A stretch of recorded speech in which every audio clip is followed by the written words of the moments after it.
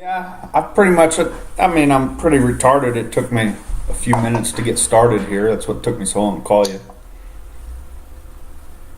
Yeah. No, really, man, that's a good topic to talk about. Something everybody needs to really think about.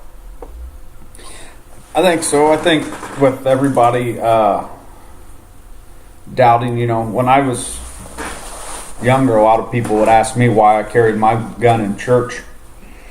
Me too. Goes to show why you should carry a gun in church now, Everywhere. huh?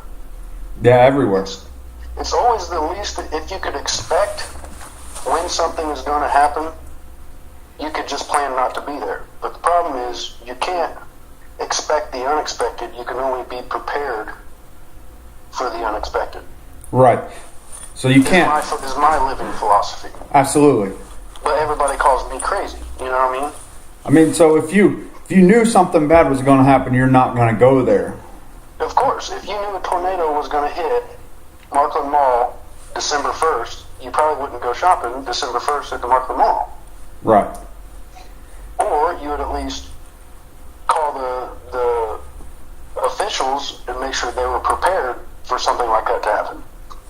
I mean, to me, it's common sense to. I mean, ask any woman, do you carry an extra tampon? Or do you carry an ink pen? And more than likely, they're going to say yeah. Right. Not necessarily that they for sure need it that day, but it's there if they do need it. We'll say the average woman on that part. Yeah, true. The average. There's some people that don't even think about it. Well, see, but then you got people like me. Is I stash my woman's tampons around the house. I mean, I save them for. I mean, they're good for plugging wounds and stuff like that. But when she's out, I'm always like, "Hey, you're not out." She's like, "What do you mean?" I was like, "Look, here's 3 right here. Right. Two over here, one over here." But I always try to look forward to things like that. I'll tell you this: I used to buy up a bunch of cases of water every week. I'd buy like 1 or 2 cases, and I'd stash them in the garage and in my kids' closet. And it got to a point where I had like 25 cases of water. Well, my whole family's going, "What the heck are you doing, you weirdo? Why do we have so many cases of water that now you won't let anybody drink?" And then last year, a year and a half ago, we had that lead scare in Greentown. Right. And they were saying not to drink your water, not to bathe your kids, And I looked at them and I just smiled. I said, "Remember all the times you said that I was weird?" I said, "But now look, everybody else is going to Walmart where there is no more water and going to the stores where there's no more bottled water. And now look, I got 25 full cases right here." And that's kind of like the Houston thing. There's people, if they would have stocked up on water, they wouldn't be complaining about the price which they were scamming people down there for, what, 10, 15 bucks for a pack of water. I mean, I understand, They were somewhat prepared. Right. Even FEMA will tell you that you need at least 6 weeks of food in your household for everybody in your household. So there's 5 people need to be able to eat just off what you have in your house for at least 6 weeks in case a natural disaster does happen. Not counting if you get a man-made disaster thrown in there on top of a natural disaster. Right. I may not have 6 weeks of food inside the house, but I got it outside. Yeah, but you at least need a good cushion of food in case you get injured. Right. Or vice versa, if everybody's out killing deer, or even if you can't be silent or be seen or whatever the circumstance may be, you at least got that little bit of cushion. Absolutely. It's like your bank account. You'd rather have your normal bank accounts, but it would always feels nicer to have, even $50 stashed back to where nobody really knows about it. It's there. That's your cushion. Right. Everybody should have a cushion account, but we all know, it is American, it's 2017 and everything. Well, and that's the problem, though, is a lot of America nowadays don't have a cushion, so they live paycheck to paycheck, they live charge card to charge card, borrowing to borrowing, and debt to debt. So, they're not relying on themselves. And when it comes to matters like you're talking about, like with these shootings and all that, people aren't taking the matter into their own hands. I've tried to tell people for years that your concealed carry permit is not only for your protection and your family's protection. It's for, you see an undine like that, it is an American's duty to intervene in a situation like that and let it get sorted out in the end, however need be. Right. You have the right to protect others in the event. You have the right to, you have to do something. You know, Right. Everybody wants to pull out a cell phone and video record something, atrocity happening, but they're hiding behind a trash can not doing something. Mm-hmm. They're going to get famous for that phone video that they think, but you know what? Sometimes it's not even about the fame. You should stand up and acknowledge that you have the capabilities to help. Yes. And you know, if I could help people and not give them my name, I would. You know, in that same situation. That's what you feel best about. Ones like that. Right. I'll put it like this: my wife's brother was driving down the road one time, and there was he don't even like us talking about it, but he don't even know we know about it. But he seen this bad accident on the side of the road. Well, he immediately pulls over. A woman in the car was halfway all right, so he went to the truck that was flipped over on its side. Well, he crawls in, he's trying to get this guy's attention. He's like in and out of it. Well, he crawls into the vehicle with him, you know, tries to pull his hood up over his face, asking if he's okay, and the guy's breathing, but the whole guy's face is peeled back. Oh man. Yeah, so he took his shirt off, wrapped the guy's head in his shirt, and held the guy's head and just talking to him, telling him it's going to be okay, you know, you're all right. Well, he was still alive then when the medics showed up. He got up out of the seat, let them take over, wiped his hands off, and got in his truck and left. He didn't wait around for people to, you know what I mean? Right. He didn't want acknowledged for what he's doing, because really, I mean, that's a tragedy. But at least someone had the heart to hold the guy. You know what I mean? Most people would be like, ooh, and get away and just watch him take his last breaths. Oh, absolutely. You know, if there was just one armed person in the church,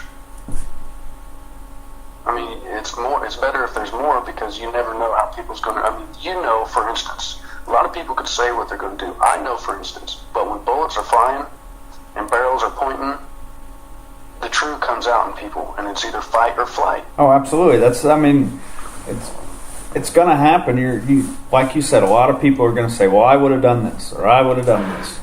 You know, I've been prepared for some of the most intense situations, and I couldn't tell you exactly what I would have done, but I would like to tell you that I would have had my sidearm there, and I would have tried to eliminate the situation. But I would have tried.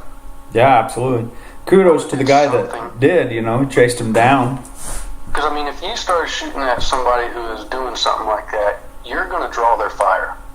Oh, yeah. You're going to take it away from... Their attention is immediately shifted. Yep, you're going to take it away from everybody else, and they're going to try to eliminate you because they now see you as a threat. You're the threat. Now, back in the old days, like the cowboy days, you had crime. You had a lot of crime, but we have a lot of crime now. The difference is not everybody's armed now, but everybody was armed back then. Oh, yeah. And back then, you had the atrocities, but you didn't have people going in and shooting up massive buildings of crowded people, because they all knew that most of everybody there was armed too. Right. Back in the good old days, you walk into a bar and everybody in there's got a sidearm hanging off the side, you know? Yeah, and I mean, that saves lives. I mean, you're still going to have trouble. You're still going to have your problem few. Oh, yeah. You know, your bandits or whatever who want to stir up trouble. But guess what? I mean, and this might sound sad, I would have rathered one person be armed in that church, get in a battle with the other armed perp, and wound 3 innocent casualties, than nobody be armed and there be 29, 40, 60 casualties of innocent people. Right. Just because one person wasn't armed, I mean, no innocence is you can justify. But I would much rather only 3 innocent get hurt with a bystander intervening than nobody intervening due to political correctness on where you can carry, how you can carry, who can carry. and just watch massive amounts of people die because we are not allowed to intervene in situations. I mean, that guy that stopped that situation put himself at a very high risk of, I mean, even right now, he could still get in trouble if they wanted to. Because he actually, he pursued the person. That's not self-defense. Right, you're only allowed to defend the other person. Incident. They've always told me, you're the aggressor. Yeah, so, I mean, once you put start yourself in a sticky position, but which is more to be morally weighed out? Between you and God saving some lives, or between you and a judge and jury saying, hey, you shouldn't have did what you did? To me, you saved the lives. You deal with the other later. Right. And, I agree. You can only defend yourself until you're at a point to where you can get away. Now, once you can get away, then it becomes you. Yeah, but then in his circumstance, it wasn't morally right for him to allow that person to get away because they were just going to hurt more people. Oh, right. Sometimes what's morally right's not always legally right either. I mean, if someone was to shoot a guy, if a guy pointed a gun at somebody, if somebody pointed a gun at me, I was to shoot that guy, like let's say in the shoulder, he drops his gun, then what do I do when he starts crawling? He's only 3 inches from him. He starts reaching for it. You know what I mean? Right. Situations like that are real tricky and iffy, but you don't have time to really decide. It's either act or be dead. Right. Kill or be killed. So you're always going to have these crazies out here. Oh, absolutely. It's not the firearms' fault. It's not. It is, if you ask me, it's society's fault, teaching people that they should not care for one another and be prepared for situations they may or may not be able to handle without proper precaution. It's sad. Do I feel like do I like feeling like when my kid's out and running the streets that he should at least carry his firearm that he's trained for, or anybody else at that matter? No, it's not. But then again, you might need it. You don't need the spare tire in your car. But you carry it with you everywhere you go. But you take it everywhere you go, and when you need it, it's there. It's like an umbrella. It's not going to rain every day, but I've got one in my car. And this stuff is what people need to really think about, because everybody that we just this polite conversation here, casual conversation, if you say to the majority of people, they immediately shun it away. Yeah, a lot of people don't like talking about it because they're afraid that they're going to hurt somebody's feelings or that. Yeah, but how do you communicate and fix things without talking about it? Right, and that's the biggest thing. Communication is where you go. Whether you agree or you disagree on a topic, you still got to communicate about it. You still have to listen to points of both sides. Right, and that's the best. I've had a good buddy of mine who's been to several wars, whatever. We used to get drunk and have these long talks, and we got talking religion one time, and he don't necessarily believe in how I believe, but I listen to him because a lot of what he says that amounts to what he believes makes a bit of sense. I mean, I don't morally agree with it, but if you think about it, he's got a plausible, a plausible wrap around things. It's right. Not like he's just taking a blind shot. And there's a buddy I went to, one of my best friends I had, my roommate in Afghanistan, and, he's been through the Bible. He's read the Bible. And he'll sit there and argue, and he's done his studies, and he's not, I don't want to say he's an atheist, because, we've had the chat, and he said, well, I believe, but what do you believe, Because each king that comes in writes their own version of the Bible, that's why you have different king versions. So then at what point, now the book has been construed to fit these people's styles. Or agendas. Oh, right. So,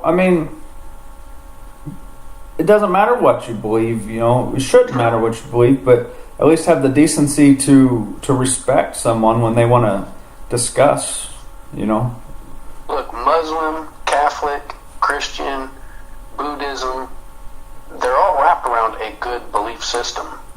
The problem is where it has been altered and to the extremes in which some take it. Right. You know, I've met good Muslims, Right. but there is some radical few that spoil the bunch. Oh, right. And there, You can call it profiling or whatever, but the problem is if you stick your hand in an anthill and don't look at the color of them, the ones that bite you every single time, you're eventually going to look at the color of them or see what kind of ant they are, and then you're not going to want to mess with them no more. Right. You're just going to stray away from those ants per se. You know, Not saying that's necessarily right, but that's human nature. You're going to acknowledge a problem eventually, and you're going to associate something with that problem, and it's probably not even going to be what you should be focused on. Right. You know, I don't like go with snakes. All snakes to me, I care less if they're poisonous or not, but I stay away from them because there are a few that Me too. that have displaying characteristics that tell you if you're knowledgeable, or if they're poisonous or whatnot. But at the same time, it's just easier for me to just stay away from it. True. Now, and you're not pushing that upon somebody else to do the same thing. That's your own personal take on something. you Right. know? And I agree, 100%. But something's got to be done with these shootings, and I'm telling you, taking guns away and making more gun-free zones is not going to make less things happen. So I'm sorry, it's not going to. I mean, let's talk about the Chicago, right? Gun-free zone, strictest gun laws in America. And they have more deaths, more wounded by gunfire, and more firearm responsible crimes, whether it's armed robbery or whatever. yeah. And you can ask someone like me, and I'll say it's done that way on purpose. Because anybody in the right mind can see that that's not what's working. So do you continue spending all the money and all the time and effort and pain and sorrow on a lost cause just to make it easier for people to not defend themselves unless you have a motive behind it? You know what I mean? If your sink is leaking, if your sink is leaking in your kitchen out of your garbage disposal, you're not gonna just not use the sink. Right. You're not gonna just wrap some duct tape around it. And you're not going to keep using it without fixing it. Yeah, you're not gonna keep running it all the time. You're not, because you know it's leaking on the floor. Now, if you got people dying, and you look around, and, okay, this shooting, that happened, this latest shooting, if you walk around and gathered everybody within, let's say 3/4 of a mile of a radius, circumference all the way around, perimeter, pull everybody to one spot and say, okay, raise your hand if you're armed. Because I guarantee not enough people were armed in that scenario. Oh, no.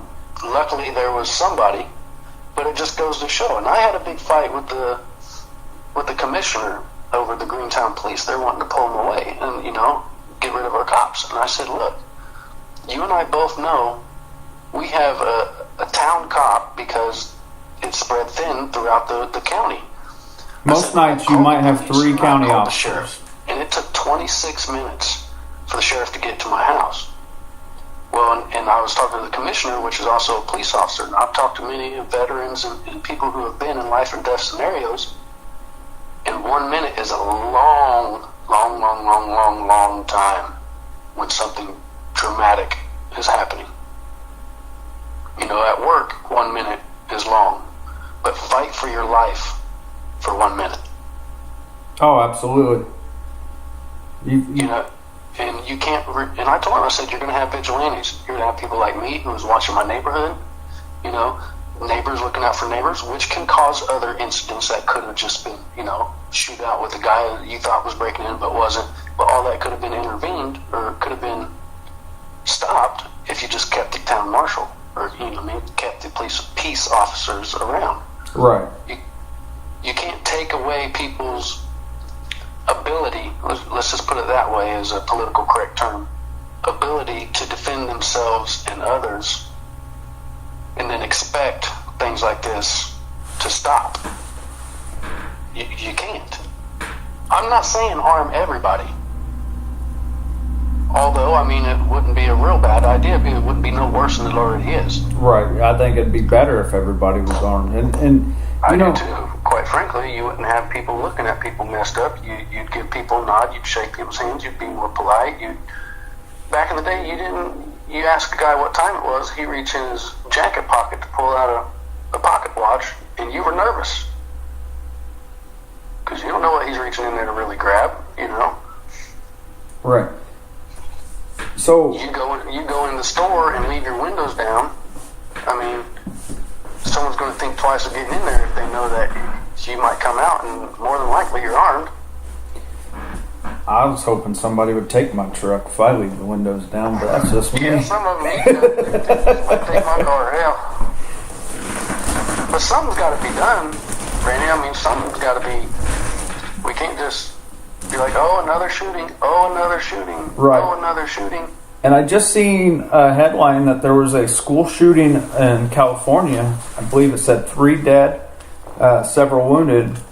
Oh my goodness. And it was stopped by the school resource officer, which is great that they had the school resource officer, but it wasn't even a month ago that there was an official in California trying to propose governing legislation that would not allow anyone to, I guess, how was it? It would not protect anyone from returning fire in a school zone or school situation. So, like, if a teacher was armed, they would not be protected anymore for protecting their students by returning fire. Well, my eyes, laws, regulations, governing authorities who make rules for this, they're not the ones in the schools. Oh no, absolutely. You know, I feel that all the teachers should be a delivery armed. pizza driver, any worker that works at a convenience store or a liquor store or whatever. No, company policy. Where I work, company policy says no. You know, my mom's work says no. You know what I tell them? Screw them. Let them fire you after the fact, but by God, I'd rather them fire you and you be able to fight for your unemployment in court than be dead laying on the side of the road because your company said that you couldn't protect yourself. But they're the ones putting you in these positions. You know these psychos are out here. You know, why don't we give our veterans that are back home and trying to find work or want something to feel like they're worth something, give them a duty and a job, a way to feel like they're a part of something again. You know, let them go to these schools. I'm not saying heavily arm them. Let them be discreet, you know, like counselors, and let them, you know, put 5 of them, 4 or 5 willing bodies, you know, and just be a friend to everybody. But somebody's there that knows how to handle the situation. Most of your cops nowadays, they've never been in a knockdown, drag-out fight. You've got a few that are veterans and been through some stuff, but A lot of people. There's really no one able-bodied people with the experience to do that better. So A lot of law enforcement officers, their only fighting that they do a lot of times comes from their combatives training, which is, we all know, slow motion. It's not ever full speed because they're worried about hurting each other. And then now if you get hurt doing a combatives drill, now that's workman's comp. I'm not saying anything bad. You know, I've had really good combatives instructors. Even in the military, when I was in there, our combatives was very, very slow rolling. They didn't want you to get hurt. And I agree basically as a business owner kind of standpoint, you don't want your employees getting hurt and you don't want to pay that out. But you're not. Where I work, if you ask, I'm not going to say names, but if you ask my opinion, we are in a high, what's the word I should say? A potentially high-risk area. It Right. may not seem like it to those of the casual mind who just always go, oops, another shooting, you know what I mean? Right. But I think of it every day I go to work, I say, Every you know, day. it wouldn't be that hard. And, you know, Oh, absolutely not. It would be nobody's around to defend me. It'd be a And piece it's of cake. 100% true. You know what I mean? Mm-hmm. Which is, yes, as a company standpoint, if I was an insurance company, I wouldn't want my employees, as a business standpoint, let's emphasize that, wouldn't want my employees armed that could cause my insurance to go up. But as a private citizen and an actual living being, I would say, that your policy means nothing. Oh, I hold a higher policy within my heart, and it's in a book that's about 135 pages long. I'm not counting pages, but it's a very small book, and that's the code I'd go by. They always say I'd rather be judged by 6 or judged by 12 than buried by 6. Right. Get fired. Okay, you lost your job, but guess what? You just saved 30 people's lives. And you know what? It sucks. Obviously, it would suck to go through, but at the same time, I can just see the headlines: local company fires hero for saving lives. You know what? You're going to be the next person on everybody's call list. Well, I want that guy to work for me. You'll have over 1,000 job offers within the first week, I bet. Oh, absolutely. Meanwhile, you'll have a lot of negative press for that facility. On another scenario, you were saying that the codes for that school, people don't give our teachers should go through combative training. Oh, absolutely. I think our teachers should go through combative training, firearms training. Almost as like a soldier, because they're guarding the pride of our nation's future. They're guarding our children. When I go to work, without our children, there are no kids future. Are safe. Right. You know what I mean? But it's out of my hands while they're at school. Now, you ask me, I'd say, a kid should at least be able to have a pocket knife or whatever. But I hear stories from my father-in-law and a good family friend. When they was in school, they took their shotguns to the bus and left it on the bus. And when they got off the bus, they'd hunt rabbit on the way home. That's what they ate, But our teachers, they don't get paid enough. They're handed a script, and that's what they have to stick by. They're not teaching them from experience and from the heart. They're teaching them out of a book, and they're trying to protect kids. But now, if you put legislations on if they can even protect themselves, let alone protect the youngsters that are around. If there's one armed person in the school, that's better than none. But it's really not enough. No, it's not near enough. You figure you got, I think you should have your principals armed, and I think every teacher should be armed. I think they should all go through a firearms class. No questions asked.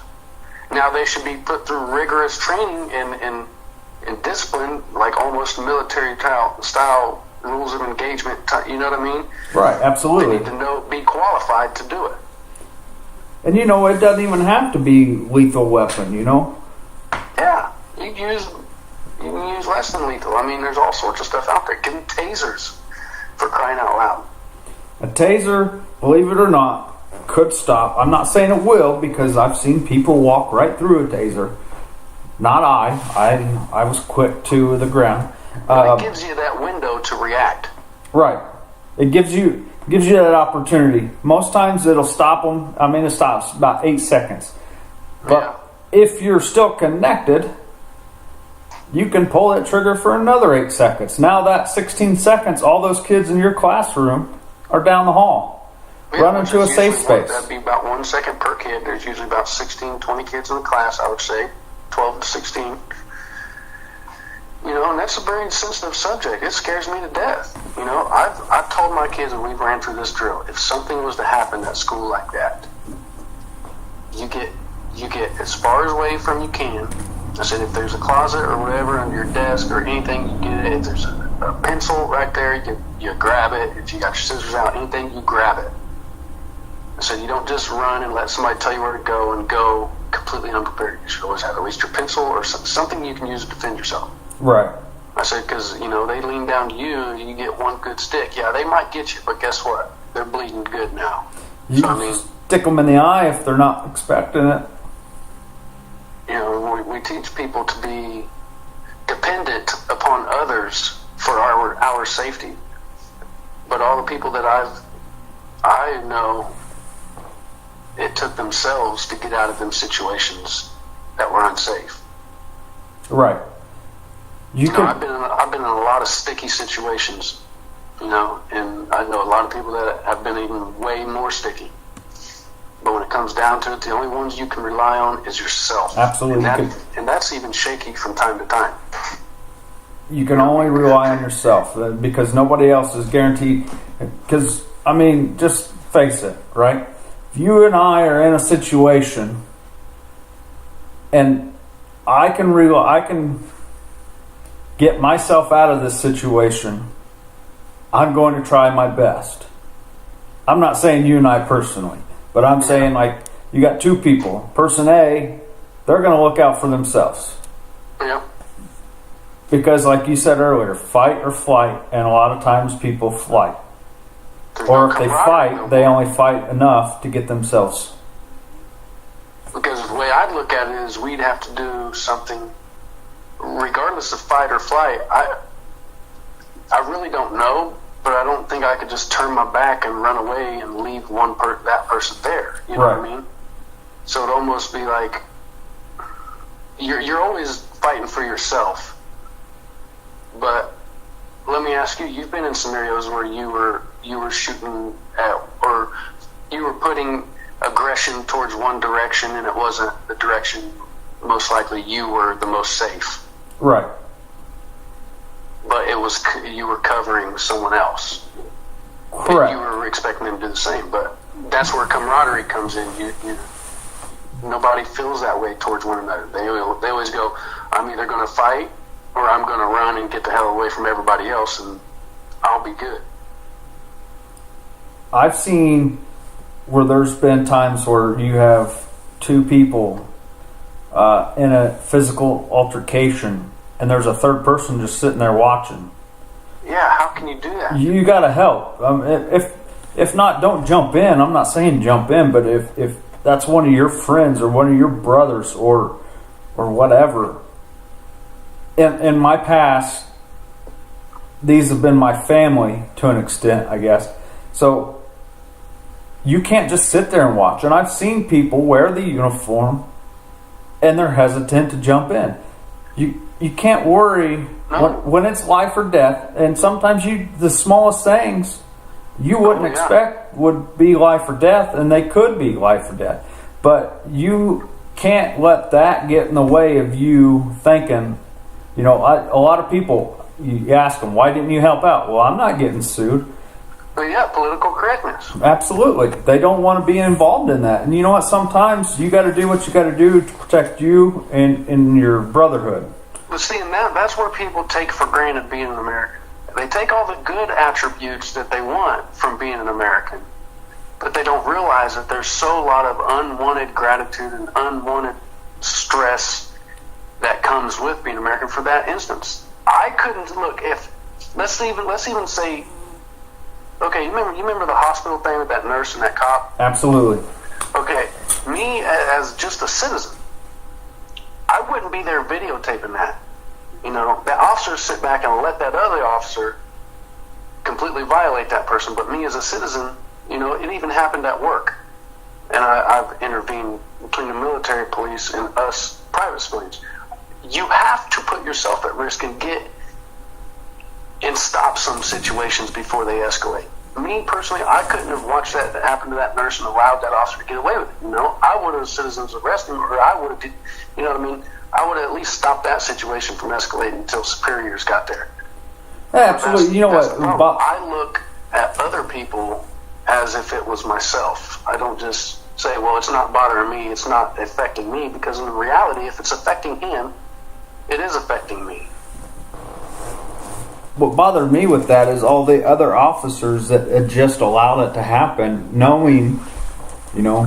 That's political correctness. Them guys, you got to trust them guys to watch your ass in sticky situations. Now, do you want to testify against him? Because you might catch some friendly fire later on. Oh, absolutely. You're going, you know. Or you're going to get demoted, or you're going to get written up. And I know an officer right now who he just wants to quit. He works for the city. He just wants to quit. Along with things all the time, so he's constantly getting written up and in trouble. And he, you know, he says he just wants to pack up and just quit. And I told him, I said, no. I said, you stay there. I said, and if you feel like getting out of there, I said, you run for sheriff. Because the people with them values and the things that you won't go along with, and you completely don't allow them to push you into doing things like that, them's the principles you need. Right, wrong, or indifferent, you can't let an unjust atrocity happen to someone and know about it. Well, morally, I can't. I can't sit and say, okay, well, I'm watching this person completely get violated. I'm gonna just sit back here and video. No, I'm gonna hold them accountable. I'm gonna get in the middle. I'm gonna at least gain control somewhat of the situation before it gets out of control. Because a lot of people act on impulse. And when you've got feelings and emotion, I mean, it can get pretty bad real quick. But if you have a second to think about it, really, it's probably not worth the whole incident that you guys are causing. Right. I know this makes sense to me, and it probably makes sense to a lot of people, but they don't really think about it. What if, you can ask anybody, what if you're walking out to your car from, let's just say, Walmart? Nothing big, you just went in there, get some vegetables and make your stir fry or something. Your kids, no matter what age, you can think of it however you want, and your wife come up. Big, group of guys come up, smack the male in the head with the ball bat, and knocks him out. Where does that leave your kids and your old lady and your kids? Completely vulnerable. Yes, you might have been armed, but guess what? 90% of the population, their kids don't know how to grab the firearm and operate it to defend themselves. Most of the time, the woman won't be armed, but she should be. So now, I mean, how can somebody feel good with, okay, how many times do you let your old lady you personally let your wife go to the grocery store by herself? Or right. As she went by herself, or went with her and the kids? I mean, whether she's armed or not, most of the time people aren't. With the shooting that happened at the concert, yes, you're not allowed to have them in there, blase. If you would have them in there, people are getting drunk and bad things are going to happen. But look what happened. Guess what? If there was, I guarantee, I would bet my life on it. If there was at least 2 combat veterans in that crowd that were armed, they could have put down suppression, and they could have drawn the fire in their direction. Because they know how. I mean, it's common sense. A lot of people don't know how to do it because they haven't been taught it.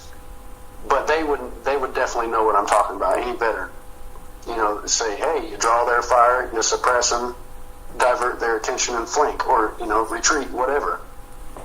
But nobody there was capable of doing such a thing. That's a whole. I don't know why we're allowed to stay in these vulnerable positions. The people higher up are supposed to make it to where we are safer, not where we are more vulnerable. And it just seems like every day we get more vulnerable and more vulnerable. Well, everybody seems to think that everybody's going to follow laws. Laws only affect your law-abiding citizens. Because criminals don't go by laws anyway. No. Worst case scenario, somebody tries to rob you at gunpoint, coming out of a store, they're going to get an armed robbery charge. But guess what? If there was a law against the firearm, they're going to get an armed robbery charge. If there was no law against the firearm, they're still going to give you an armed robbery charge. It's still the same charges. The only difference is you've left one member of the party completely vulnerable due to unjust legislation. Absolutely. Unlawful legislation. So, the Vegas shooting, I want to reach out on that one. The Vegas shooting, that has, I don't even know how to put it, a lot of conspiracy around it. I've seen videos with conflicting stories and sounds, but we all know how sound travels and videos. Some of us do, yeah. So, I watched a video on that one from the ground.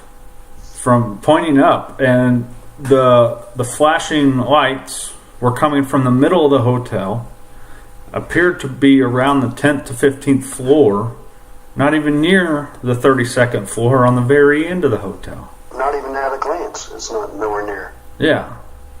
So, I don't. I hate to say it, because I'm not a conspiracy guy all the time, but sometimes, it came just as they were getting ready to vote on the bump stock issue. So there's a lot of government out there, They have an agenda. Absolutely. Well, I tell you right now, there was more than one shooter, and that was not a bump stock firing. That sounded to me like a 240, I'm not a 249. specialist, but the very first sounds I heard of the shooting, I said right there, that's a military grade assault weapon. Fully automatic assault weapon. Yes, and it was rather fast transitional bursts, and they were controlled bursts. A bump stock, you can't have I mean, if anybody's ever fired one, if you say put down 10 rounds with a bump stock, it's a lot harder to put down roughly 10 and stop, and then 10 and stop. Now with, let's say, an N249 or a SAW or N240 Bravo, so that's more of the sound that I heard, and that's a lot easier to control your bursting. Like if we went off the street and said, hey, we got 2 veterans and 2 complete civilians. Here's a fully automatic, do whatever you want with it. Now the civilians are going to empty the whole thing in probably 1 or 2 long bursts. As quick as they can, yep. Yes. And then you can tell the veterans when they get in, because they're not just going to dump it all. They're going to have a transition in between bursts. But you are 100% right. The sounds, if anybody that knows anything about sound, something don't jive up to what they're saying due to the sounds. And then from the visual, I mean, I don't want to say it's a conspiracy because I'm not really a conspiracy theorist either, but I do look at all sides of something. If something doesn't add up, then almost 100% of the time it's not jiving. Right. And that was a real sad scenario. We're going to continue having these, but I can guarantee you, if you arm more people, you will have less than these, not more. If you're saying, that's like saying by printing more money, there's not going to be more debt because there's more money. There's not going to be more crime. There'll be about the same amount of crime if you allow everybody to carry. If you ask me, unless you've murdered somebody or you are a violent criminal, I don't care if you've had a felony for OWI or whatever. If it's not a violent crime towards another person, then I think you should be allowed to defend yourself. And even if you are a felon, I don't necessarily agree with the labeling. But who has the authority to tell you have to die? Right. Who?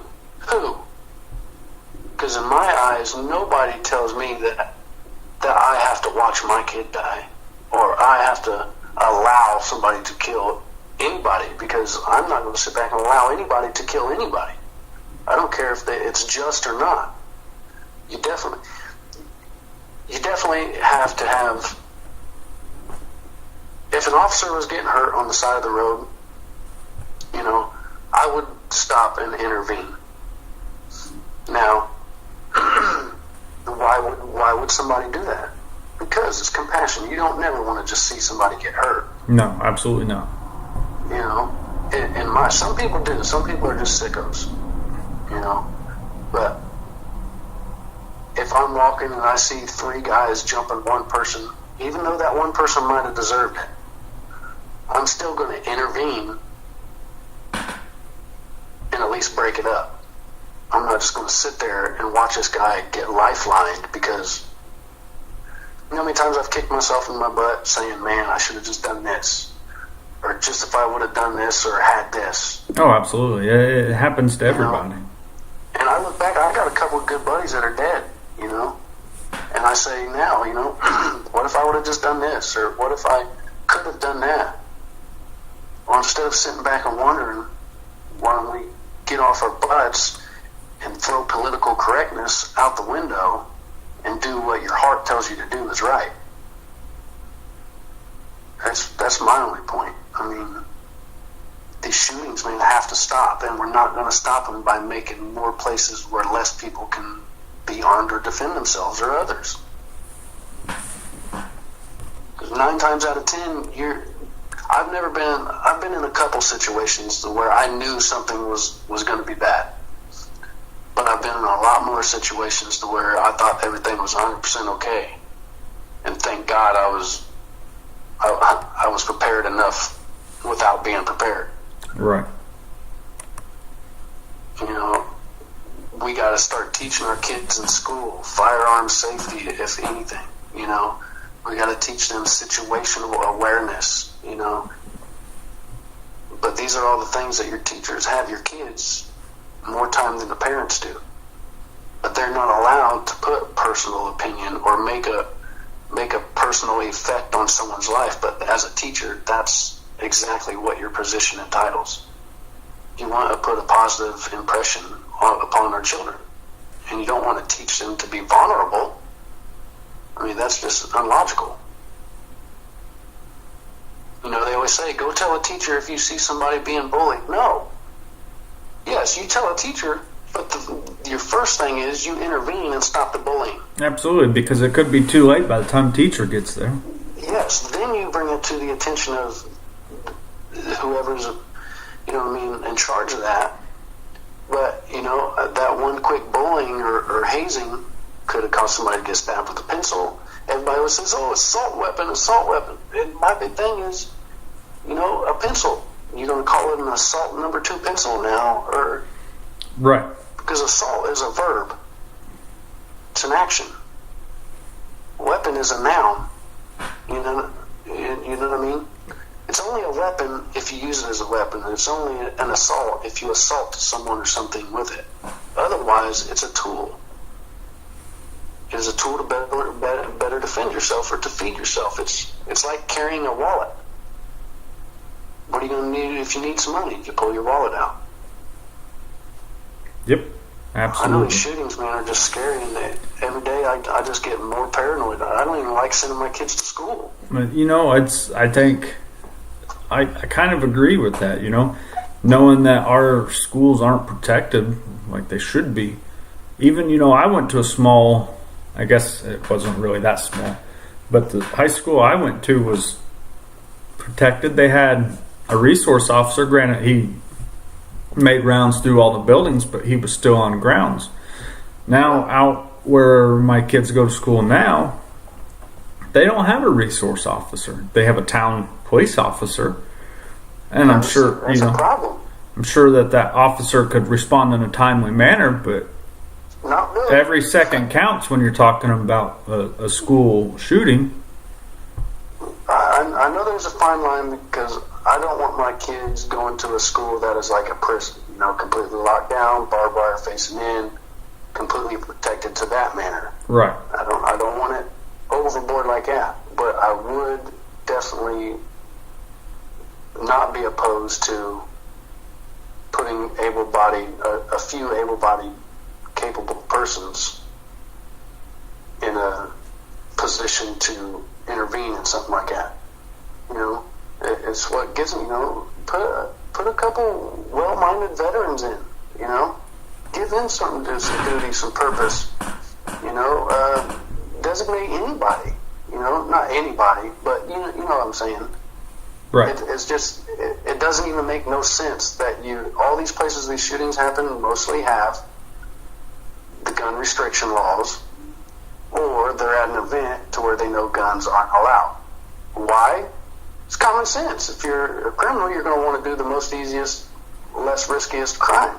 Oh yeah, absolutely. You could look into an area, you know. I've had a mindset before where I've been in a high area or a perfect sniper's perch, as I call it. You know, you could be like, you know, the amount of damage that could be done from this position. Yes. So, but I think of it that way, and I think of it with zero harm to anybody else. I'm not ever going to do that. But at the same point, if I, in my right mind, am thinking, wow, this would be like a perfect sniper position, You know the crazy-minded accountable of person is. situation awareness. Right. I mean, if you go swimming in the ocean, you're going to look in a 360-degree circumference to make sure no sharks are coming. Absolutely. You're not just going to swim one direction and never look around. You know, in special times like this, a lot of people don't want to think like that, but it's a crude world, and you have to think about your own safety at all times. Halloween, I didn't even enjoy not 1 minute of Halloween just because of, you could say it was my anxiety, but I call it my situational awareness. You never know with Halloween anymore. Everybody dressing up, older teenagers dressing up, older adults dressing up could do anything, you know? Well, I mean, that's when you're completely vulnerable. And it's a little bit of anxiety, but I just have a better situational awareness, and I'm more vigilant than others. I mean, I look at what's going on around me rather than so much of right in front of me. You know, and I'm not armed. You know, I mean, let's say like right now, I'm sitting in my garage. I'm not physically armed, but you know, I mean, it wouldn't hurt to be. Right. I'm not at this moment, but I could get to one within 10 seconds. So That's what I'm saying, though. You could get to one, but don't have one right then. Same people with the church. A lot of them Right. could have concealed carry all the time, but guess what? They were going to church. and it's probably in their car, or Yeah, they don't didn't have it. on them. You Yeah. know, and I'm so glad that nobody wants to talk about it, that the guy who stopped the church shooting was not even at the church, was not a police officer, was a citizen with an AR, a so-called assault weapon, you know? Right, and he was interviewed, and he said, "Well, I just thought it was the right thing to do," you know. And he's 100% correct. You know, I mean, he could have stopped him with a .38 special. He could have stopped him. Hell, he could have stopped him with a pellet gun. Anything. But if that's what he deemed necessary right then as long as if he's alive and the guy's not hurting more people, then what he did worked. Absolutely. Now you can't say, okay, you're never allowed to have a firearm again, and guess what? We're going to set up a shooting to happen the very next week where you're there, but you don't get to have nothing. Right. It's I don't have all the answers, and I don't even necessarily pick one of the answers to be the one that work. But I know not doing anything like we're doing is not moving forward. obviously going down the road that we're going isn't the right path. And even talking about what we're talking about, most people aren't going to listen. Most people aren't going to agree because they don't really think about it. And nothing's going to change. Right. I don't need a legislation to pass or a law to pass or a restriction to impose to tell me that I don't have to die. You know what I mean? And nobody else does either.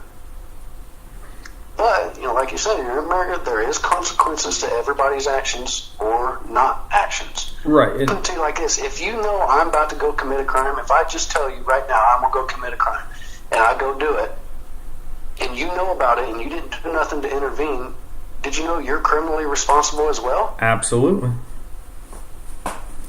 And So- that's the thing anymore is people are afraid to speak up after the fact to give more information because they may or may not have known about it.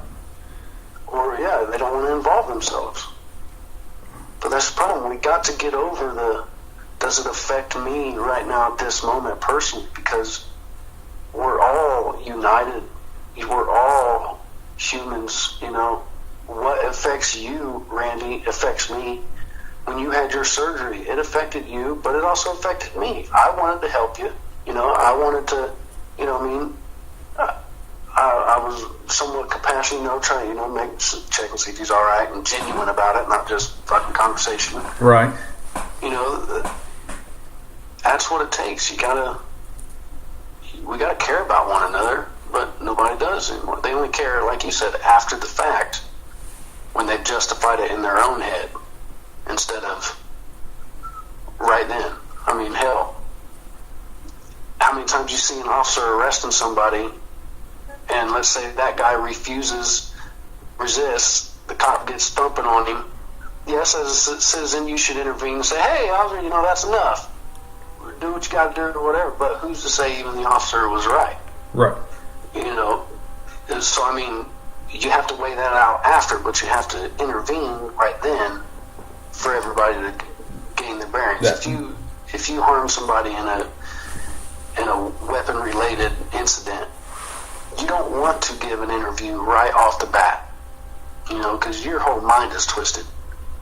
You're second-guessing yourself. You're doing everything. They always say, give you 24 hours before they try not to, but you know what I'm saying. Right, because your adrenaline's going so much. Time.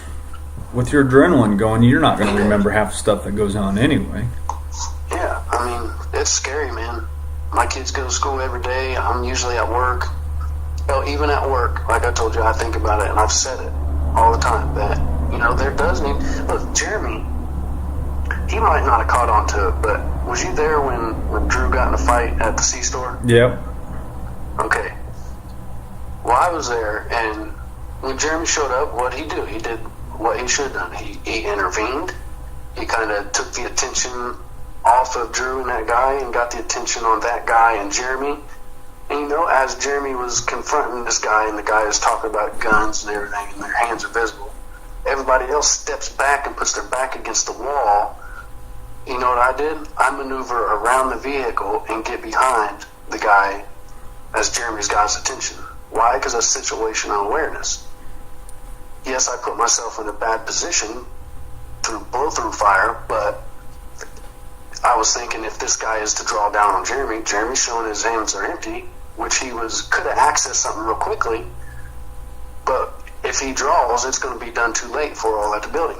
So I went behind the building, so at least I'd be able to grab it, or... Right. And this was all within like millimeters of a second. Oh yeah, it all happened so fast. But as they're talking about gunplaying, everybody else is like taking cover and leaving Jeremy, which was just a bystander trying to resolve a situation, completely vulnerable. Now, if something would have happened, I wouldn't have been able to live with myself saying, oh, where were you guys? Oh, we were all right here against the wall, completely away. And I could have said, well, man, if I was just, maneuvered on his flank, got in behind him a little bit, maybe I could have stopped him before the first round squeezed, and then 2 lives could have been saved.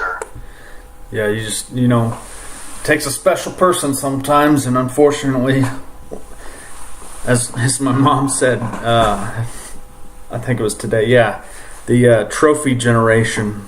That's well put. You're losing your special people due to the trophy generation. That's 100% correct. So, but I appreciate you talking with me today. I gotta go. I gotta get the girls off to Girl Scouts. I wasn't a scout person, but hopefully they can learn a little bit of life lessons. I hope so. Well, we should do it more often. Absolutely. People need to hear it. I'll get with you. I don't know if you know or not, but I have effectively retired from that industry, so you won't see me there anymore. Unless you wisened up a little bit. Due to my recent success, thank you to Kubota. Not mentioning any names or anything, but... Yeah, well, hey, speaking of that, get a hold of me on a personal note, because in Hay Tank Tom's you was talking about, I got a good company to hook up with you, so I got to find out details on your tractor. Okay, that'll work. I'll get with you probably next week or so. Maybe we can do something else. Sounds good. All right. Have a good one. Bye. Bye. All right, that was our interview or chat session, whatever you want to call it, with Rob.